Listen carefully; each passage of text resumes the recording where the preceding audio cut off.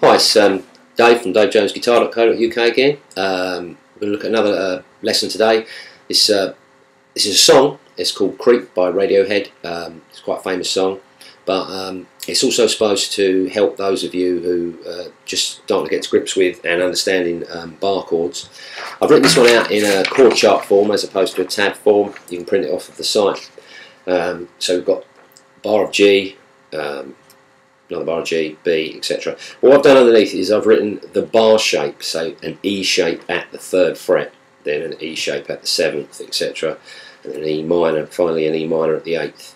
And what this is to do is to get you used to, and for my own students, is for learning what the chord's called and also getting used to moving them, because as you move up the fingerboard you'll find that, well, you'll know by looking at it, but the frets get closer together, so it can be, although you've got to keep your fingers in the same relationship to each other, in other words, your bar finger in this fret, your next finger in this fret, these two fingers in that fret, they have to bunch up a bit and spread out a bit as you move up and down the guitar, otherwise you'll end up, if you keep them exactly the same distance apart, you'll end up overshooting frets and getting these sort of weird sounds. So we'll start off with an E shape at the 3rd fret, which is giving you a G chord.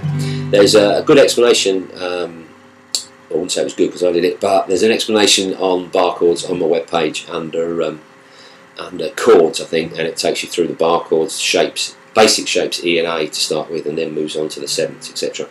So we'll start with an E shape at the 3rd fret. That's your standard E major chord, but played with fingers 2, 3 and 4 instead, and the barred finger popped across the 3rd fret. I say popped, it's a lot harder than it sounds when you first start, but I'll do a lesson on bar chords later, but I want to get on the song a little bit, I suppose, for those of you who can already do them.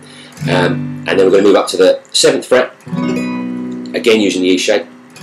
That gives us a B chord. When I say the 7th fret, that's the bar finger at the 7th fret. Then we're going to move up the 8th fret, which gives us a C chord. And then we want to get a C minor. Now what we've got to do for that is take this finger off, the middle finger off, and that gives us a minor. We're using the E minor shape, but with fingers 3 and 4 to make it easier to change to. There's 2 bars of each. It's a fairly slow pattern, sort of 1, 2, and 3, and 4, 1, 2, and 3. Okay, so if we just play through the song, that 1, 2, and 3 and 4 is the pattern I'll use. 3,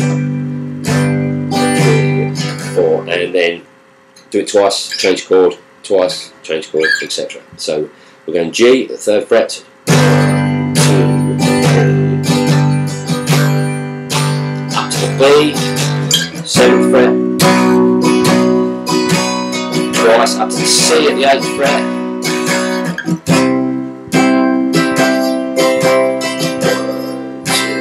C minor, take your middle finger.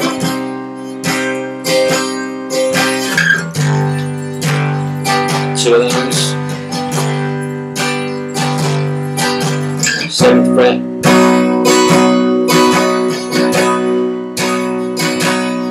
8th fret.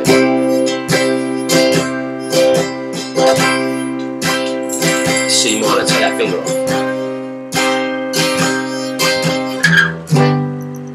And that's the song. Just keeps repeating that sequence, but it'll be good practice for you moving these E-shaped bar chords around, and you've got the minor in there as well, and you're starting to learn the names of a few frets if you're a novice to it, and I apologise if you've been playing for a long time and just want to learn the chords. Sorry for going on so long. So, I'll see you again.